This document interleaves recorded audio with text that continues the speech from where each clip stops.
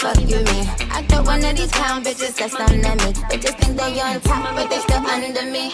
Mamita, mamita, mamita, mamita, mamita. Hey guys, welcome back to Star TV. On today's lovely episode, we're going to be having a little chit chat about the elections.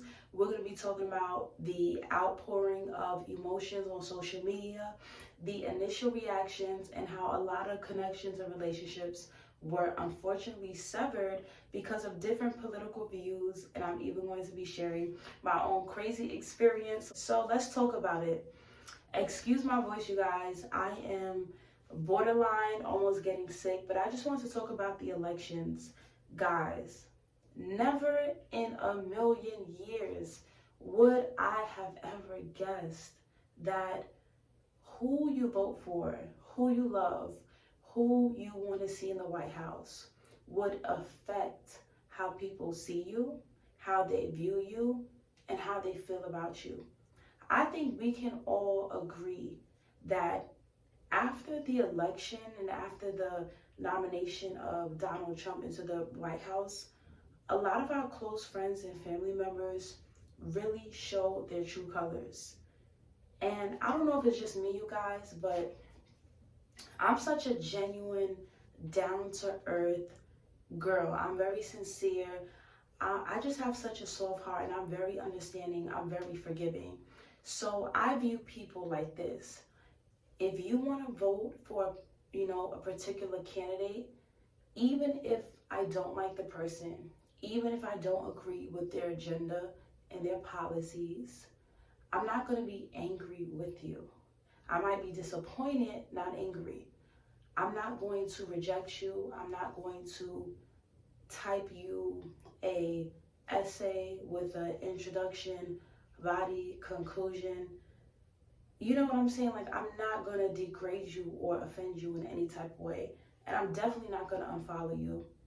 But from what I've seen, there have been so many people making videos saying how they lost so many followers after voting for Donald Trump. A lot of people are taking this very personal. A lot of people are taking this to heart. And it even happened to me. Like, you guys, this year was the very first year that I decided, you know what? I want to vote. And why do I want to vote? Because I want to see God put back into the school system. I want to vote because I agree with some of these policies. I agree with border control. I agree with, not allowing men to come into women's bathrooms. That might offend some people, but I agree that it shouldn't be allowed. Like, these are policies that I stand by. These are policies that I agree with. I agree, that prices should come down. I agree that inflation has risen. And I agree, with a lot of the policies that Donald Trump have aligned and set out. Now, everyone's talking about Project 2025. That is not real. People have come up with that, and it was just put together to scare people into not voting for him and this, that, and the third. I hear a lot of people say, oh, but what about Project 25, Project 2025? That's not real. Donald Trump has confirmed that that's not real. No, and as she knows better than anyone, I have nothing to do with Project 2025. That's out there. I haven't read it. I don't want to read it purposely. I'm not going to read it. This was a group of people that got together. They came up with some ideas, I guess some good, some bad, but it makes no difference. I have nothing to do. Everybody knows I'm an open book. Everybody knows what I'm going to do. Cut taxes very substantially and create a great economy like I did before. And so forth. So, with Kamala, I also agree that she has great policies as well. I view Kamala as being a very strong Black woman, very confident. She's respectful. She's responsible. She stands on business. She has a great sense of humor. She carries herself well. I see a leader in her, but I also see a leader in Donald Trump. And I think what really moves me in the direction of voting for Donald Trump was seeing how, even though he's imperfect, a lot of people like to say, oh, he's a felon. Oh, he did this, he did that. I understand he's not perfect. You know what I'm saying? I understand he has a record. But what I do like about him is his stance on promoting God and the Bible and the need for prayer. That's the president that I need. I need a president who's not ashamed to mention the name Jesus Christ. I need a president who will invite, what I believe in, invite my God into the schools. And he pushes things that people don't like to hear and are against, and a lot of people hate him. They say, oh, he doesn't care about our body, our rights, and things like that. But he never banned abortion. He just agreed that, terminating pregnancy, and the 7th, 8th, and 9th month is kind of crazy. And then let me get into it, you guys. So I posted that I voted, and I was very proud, very happy. I felt like I was doing adult things. And then when Donald Trump won the presidential election, I was very happy, and I was just sharing my joy on Instagram. And then I noticed, I'm like, wait, what's going on? Why is my followers going down? And I'm not talking about just 30 followers. I'm talking about 50, 60 followers. And as I'm going through my views, I'm clicking on profiles to see if people are still following me. And the people who unfollowed me are people who, some of them I've worked with, some of them I know in real life, like we're really cool. Like these are people who, when they lost a loved one, I was there with them. I was praying with them. I was encouraging them. I was uplifting them. These are people who were fighting depression, and I would come to work and bring them flowers. I would come to work, when it was their birthday, I just bought them a cake. I didn't have to. These were people who I was there for, people I've prayed with, people I bonded with, real cool coworkers I've always respected, always loved. We never had any arguments. So when I treat people with respect, I always assume that, that loyalty and that respect will always be there on their behalf. But I'm thinking to myself, I'm like, so because I voted for a person who you despise, you just unfollow me, you just disconnect. It's just over, just like that. You just hate me, instead of thinking, you know what, maybe she has a different view, or maybe she doesn't know the things that I know. Because if she knew what I knew, and if she felt the way that I felt, then she probably would have took another route. I just feel like as a collective, we shouldn't throw people away. We shouldn't reject them. We shouldn't outcast them because of who they like. You can't hate a person for liking somebody, even if that person is not perfect. Now, in my opinion, you guys, I like Donald Trump. I think he is hilarious. I think that he is a leader. I feel like he stands on business, and people know not to play with him.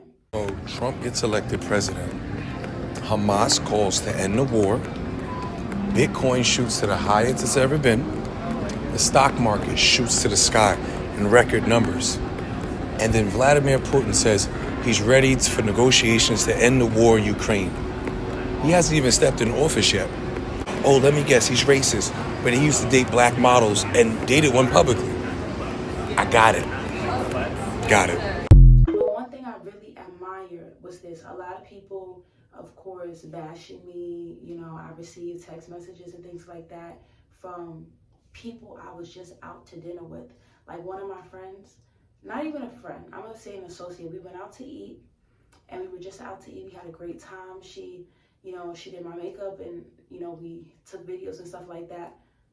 We was just out to eat on Sunday. I post who I voted for, and I get this disgusting paragraph. You need to do your research. He doesn't care about you or your body or your black men. The only people that vote for him are people without degrees, the dummies. I'm like, whoa. And I don't know if you guys know this about me, but one thing about Star, I'm loving, but I don't tolerate disrespect.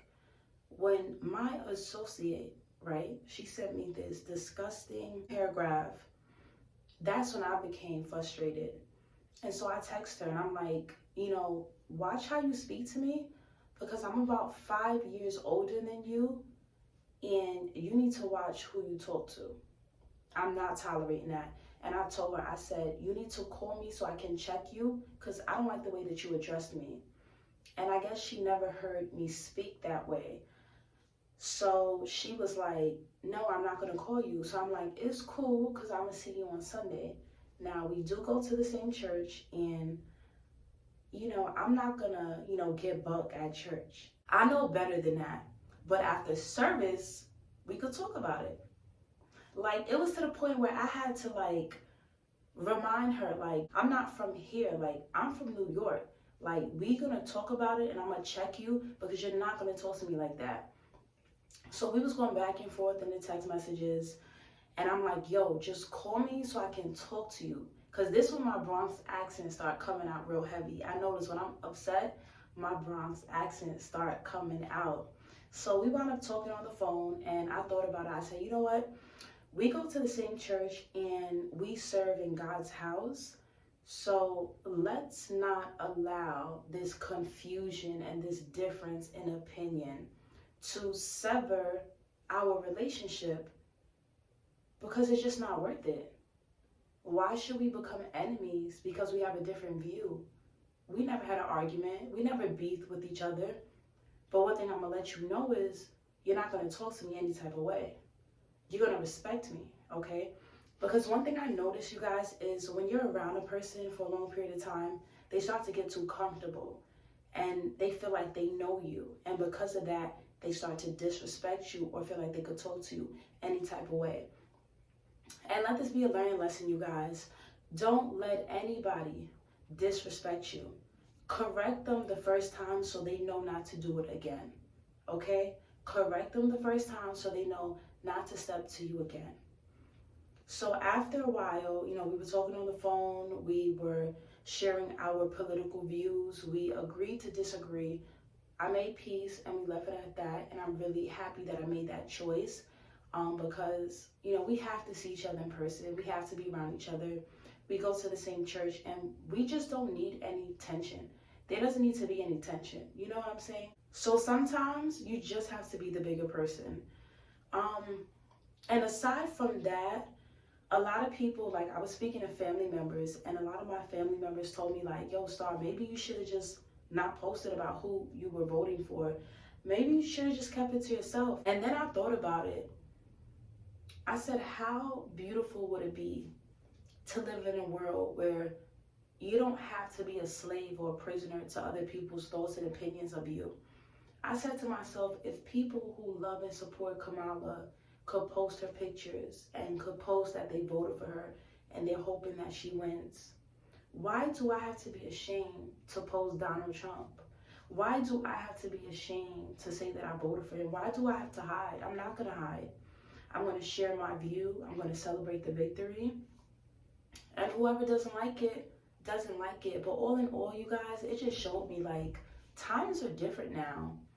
Back in the day when you was voting, you could talk about it. You could share your views. You could post about it on social media. Nobody's, you know, attacking you, unfollowing you, speaking ill of you. But times have really changed, and I notice a lot of people are more emotional and irate and outraged now. Things are really different, so you just have to be careful.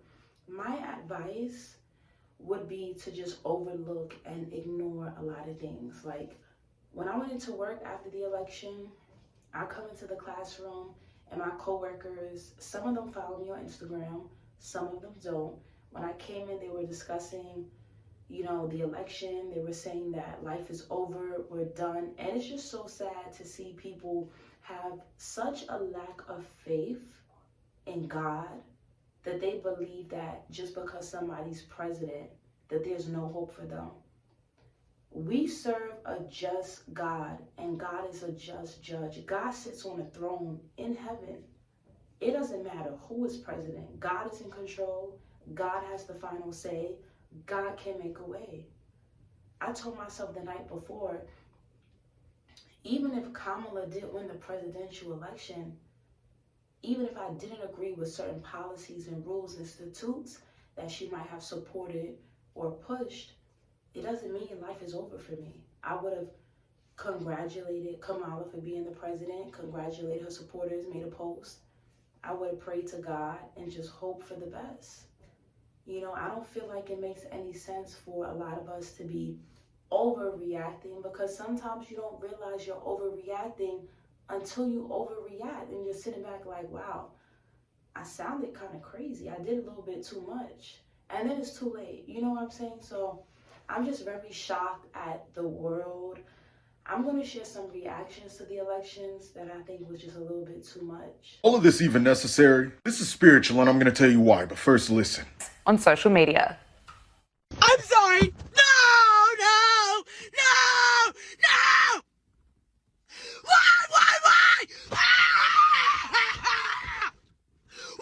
Why? Why? Do you really hate me that bad?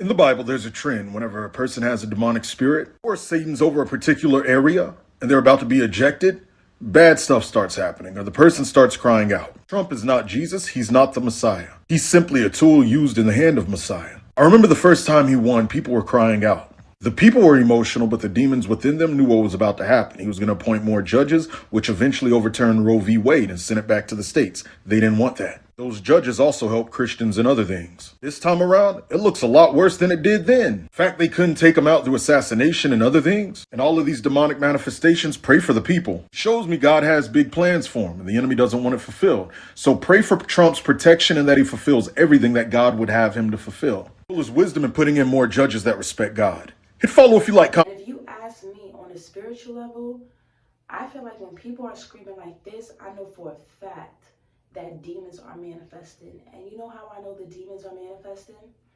Because these demons do not want order back in America. They don't want order. You know, the demons, they don't want the masses to identify the only two genders that God made, male and female.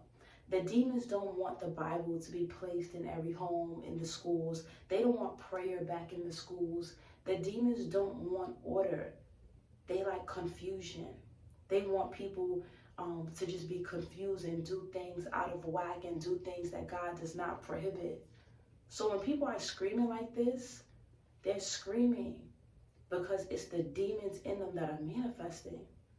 Now, like I said, the man is not perfect. He has a record. He's done some things. He's said some things. There's been some accusations. But what I see and what God sees is a man who's not perfect, but he's unashamed of God. He's unashamed of Jesus. He gives God the glory. You still need help from the boss. We need help from the boss. That's what happened. We need help.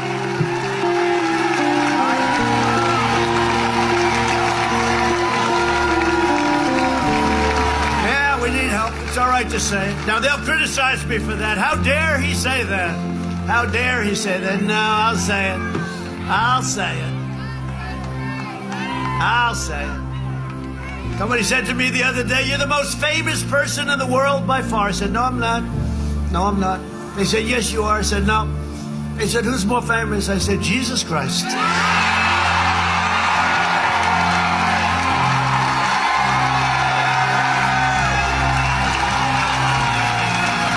I'm not taking any chances. I'm not going to have an argument. Hey, I'm not having any arguments.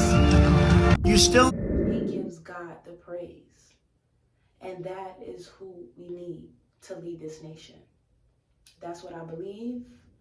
That's my opinion. I'm standing on it. And I know a lot of people will probably be in the comments saying the opposite. I may even lose some subscribers. But I just feel like this has to be a safe place, you know. And for those of you who support Kamala, it's not the end of the world. You know, it's not the end of the world. You don't have to lose yourself, curse family members and friends out, unfollow and block people. When you do things like that, it shows that you don't know how to control your emotions. You don't know how to control your inner self. You lack discipline. Certain things are not that serious. And it's so funny because the people who you walk away from may be the people that you need to pray for you. It may be the people who, you know, you might come to them for help one day. It might be just the person that you need. So we have to think smart and we have to use wisdom and we have to hope and pray for the best in every situation. But this election made me see people a lot differently. And when you look on the bright side is this. Sometimes God will use small situations to reveal how people truly feel about you. Because sometimes it's not the elections. Sometimes people just never liked you. And they was waiting for a reason to disconnect. They was waiting for a reason to unfollow you. They just needed a reason. They been not liking you. They been probably low-key jealous of you. They been couldn't stand you, but they needed a reason. So most likely sometimes, not all, but maybe some, they probably saw, oh, she's voting for somebody I don't like. Now here's my chance to curse her out. Here's my chance to call her stupid and dumb. Here's my chance to unfollow her. God is revealing in this season who is for you and who is not. Because love is unconditional. Your parents who truly love you unconditionally are not going to disown you because you like a certain presidential candidate.